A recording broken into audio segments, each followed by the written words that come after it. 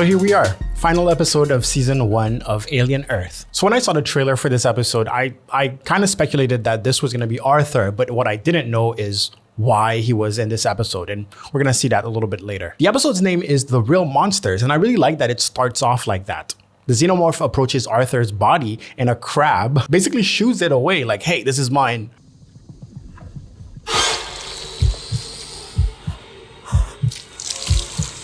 In my opinion, a lot of people are really trying their best to find something wrong with the show so they can hate it. That being said, one of the half-decent arguments that I've heard is showing the xenomorph so vividly in bright lights during daylight and how it maybe removes a little bit of that, scary feeling of it. And as much as I'm a fan of practical effects, like, yeah, put a dude in a suit and then put a bunch of slime on him, I feel like moments like these are where the CGI could potentially shine. I really wanted to be moving in a weird way to remind us that this is not a human being in a costume. But honestly, I feel like the show has been doing a really good job at, mixing those shots between CGI and practical stuff. So we get like a high level of detail, and then when it needs to get creepy and all crawly, that's when they hit you with the CGI, and it's great. Anyways, all of that aside, the fact that Dame Sylvia is here to put some flowers on the gravestones kind of indicates that, she feels a certain level of guilt, and she kind of knows that, they're dead.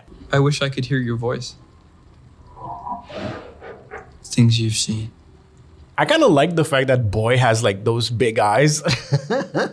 I'm trying to see the point of view of the Teoculus. Like, oh, look at those beautiful eyes that I could just, rip off and put myself in. What did you do? So we now see all the kids are in captivity, but Marcy is just standing there thinking about what happened and probably her next move. One thing that is very important is that we don't see any fear in her eyes. She is contemplating and calculating. Smee is bored, man. Smee, from the beginning, Smee has always been bored. He's like, I'm a kid, I wanna play, man. Give me something to do. They knew right where to find us, because you ran and told. Did not. Wait, did you tell on us too? No, I don't even know what you did. So Smee has the record of the best lines in this show. We're all in this cell because we can't be kids anymore. But they won't let us be adults. We're all ghosts. So at this point, they've all been through something pretty traumatic that makes them feel more grown. I believe that's something that's documented, that children who go through a lot of traumatic events tend to mature faster. It's like their innocence is literally being taken away from them. But in this case, now that they don't feel like kids anymore, they are still treated like property. Well, they are property. So they're stuck in this weird limbo, which is why Nib says we're ghosts. What do ghosts do? That can't be good. We've been afraid of them.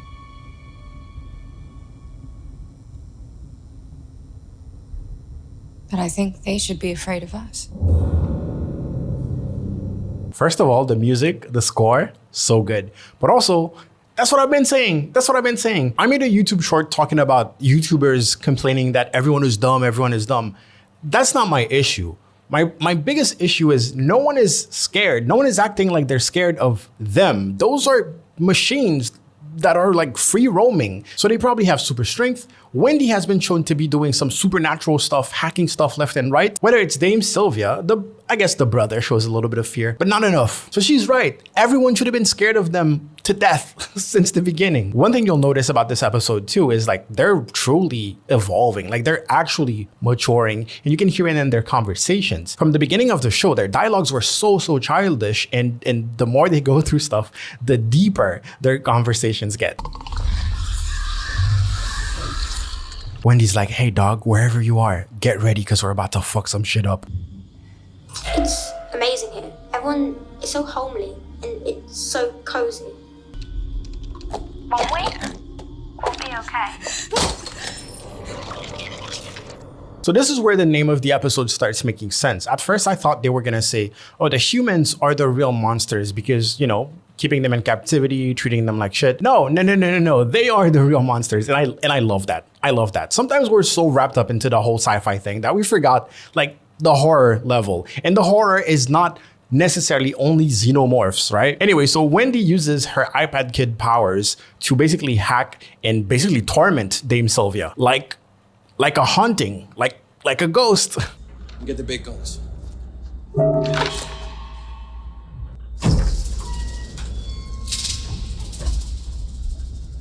you call him?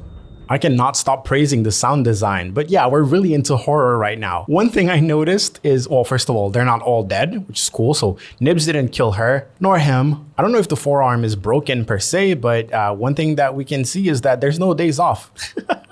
There's no days off. You get attacked by a violent hybrid, they put you in a cast and you're back to work. This elevator will explode in 30, 29, 28. As I said, full on horror, and it's just Wendy messing with them.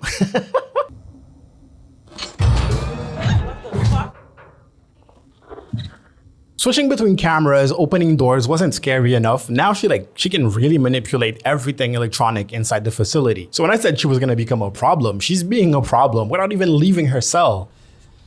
You better save the children, because I'm gonna burn this place to the ground. All right, so Moro and the brother escape, and he still has a heart.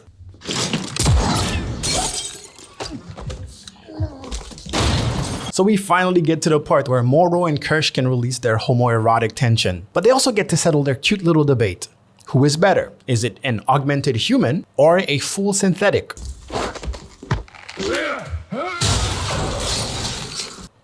God damn. Broke his back. Spinal. Who am I supposed to play with? You want to play? So boy pulls up to the cage trying to make a power move, right? Look at all my lost boys in a cage. Who am I supposed to play with? You guys are so beneath me. Look at you, caged animals. How about a story instead? No. What's the story?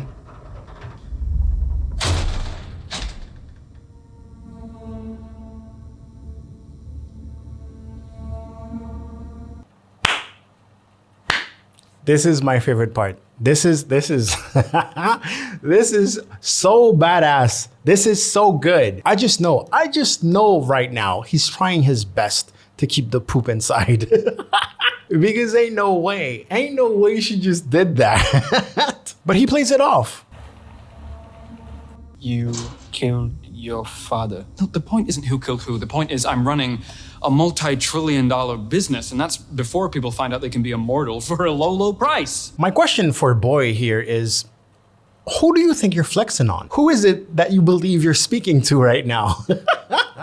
Maybe this whole flexing millions of dollars work with humans. I guess he's so used to flexing on humans and they're like, oh my God, oh yeah, you're a multi-billion-dollar. They don't care about none of that. They don't sleep. They don't eat. They're practically immortal. I was gonna give a 6-year-old his own empire, so I just made myself a figurehead. Also this right there. Oh, love this shot. Love this shot. Because it's like, she's bigger than you now. She's bigger than this empire that you're talking about. She's bigger than you right now. Fucking it up. You're fucking it up. And I can't have that. On the ground! I love this show, man. I love it. They're displaying zero fear. None of them. Especially not Nibs. Your floor models. Oh, you could have those. They already have the bodies, brother. They already have them. What are you gonna do? Take them away from them? And the guard is like, oh, get on the ground. Get on the ground.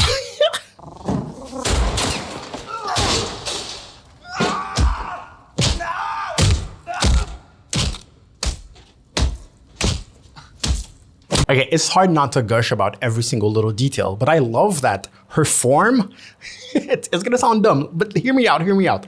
Her form is terrible, but that shows you, those are kids.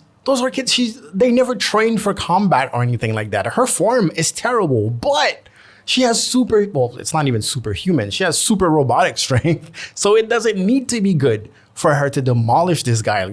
Blood is gushing everywhere. Run.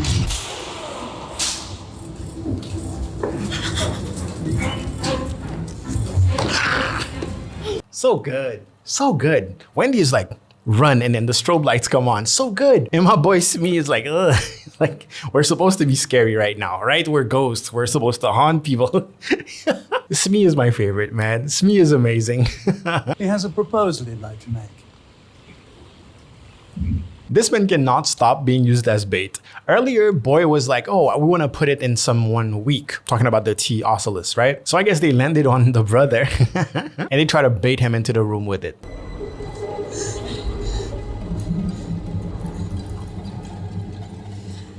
Hey, you forgot you were in a horror movie for a second. You forgot you were in a horror show for a second. So good, so good. The music, the score, so good. And also Nibs, I freaking love Nibs. The actress is amazing, honestly. I just want you to know I didn't hurt your mother.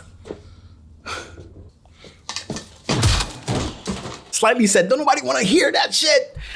It's not about hurting the mother. It's about the principle. You basically used her as bait for me to do horrible things. I was just a kid. Especially in the scene right before that, we can see Smee and Slightly discussing the things that they've done. Getting Arthur killed was a bad thing, and Smee was really struggling with that.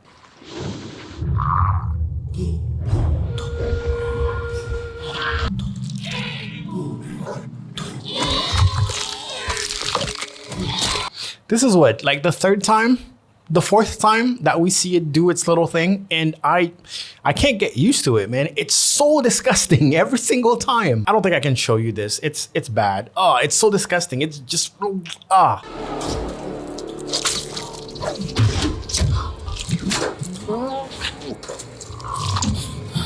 Doesn't that remind you of Calvin from the movie Life? Also a tentacle thing trying to kill people.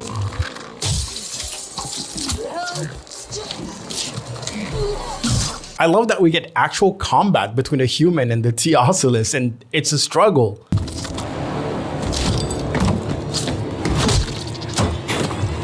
No!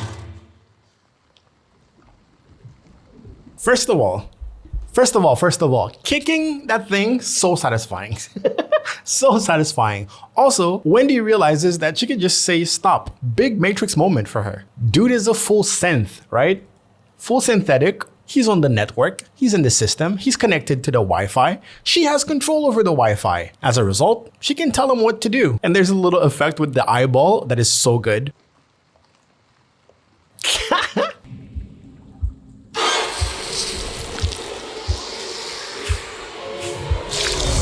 So good. So good, but I'm not a huge fan of the strobe lights here. I don't mind like the strobe effect itself, but there are scenes here where it's like, it's too prevalent, right? There's too much white on the screen and it's just like, it's hard to watch. I can't even imagine watching this on a giant screen or if you're someone who suffers from epilepsy.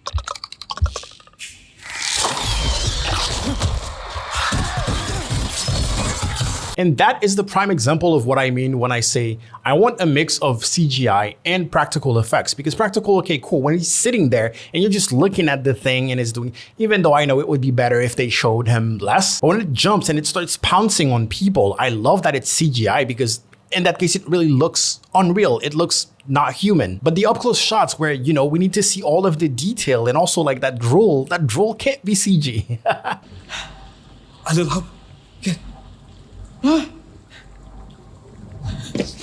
I hate this and I love this at the same time. I hate it because I really want Boy to be humbled, right? And he's like, oh, I think I pissed myself. He does everything to just play it off like it wasn't a big deal. And that pisses me off. It pisses everyone off. And he's like, oh, a little help? Dog, I want you to be humbled. I want you to be begging. I want you to be scared. I want you to actually piss yourself. But the part that I love about it is that it leaves us yearning for that. Like we want that to happen. So I'm not gonna stop watching the show until he gets properly humbled, until he actually pisses and even poops himself. Anyone here?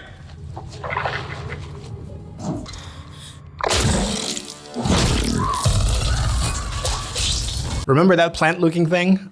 That fauna disguised as flora? To be fair, that lady survived a long time. In my opinion, I thought she was gonna die way earlier than this. So you had a good run, honestly. You had a pretty good run.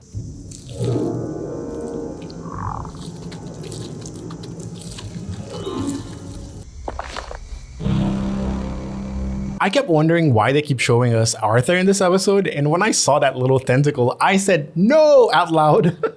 Damn, this thing is terrifying. This thing, it's the star of the show. It's like the real problem, especially now that the xenomorph is pretty much on our side or on Wendy's side.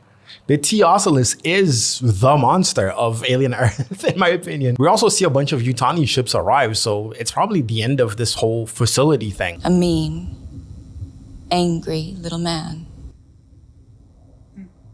Dame Sylvia is like, damn, she's spitting facts right now. You can let her talk to me like that? Listen, I gotta give props, man. I gotta give props. They made a character that I wanna I don't think I can even say what I want to do to him. Damn, he is detestable. I can't stand him. Good job. Wow. The actor, props. Oh my God. Props. What do we do now?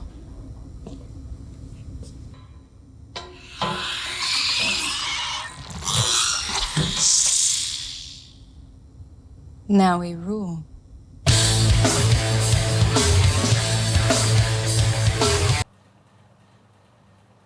Not gonna lie, a little weak as an ending, or maybe like slightly anticlimactic, but very good nevertheless. It feels like a show that has multiple seasons, honestly. It feels like I'm watching a show. It feels like right after that, I can just click and launch like season 2, you know? So nothing extravagant, nothing grandiose, enough conclusion, and also enough mystery to keep me interested. It seems like Arthur in the Teoculus like doesn't have a lot of significance right now because we have absolutely no clue what's gonna happen, which is great for the mystery. But also we need to remember that the Teoculus was talking to Boy and he asked them, yo, what are the digits of pi? And it knew, not only it knew, it refused to continue giving them. So it's both pretty intelligent, at least at the level of a human, but it's also arrogant. It's like French. So whatever comes can only be good. I wonder if we're gonna hear it. It creeps me out just to think about it. I wonder if we're gonna hear it talk at some point, like actually try to talk using the vocal cords of our. Anyways, this has been season 1 of Alien Earth. I love it. I don't understand all the criticism. People are like, oh, they ruined the xenomorph, blah, blah. I don't care, man.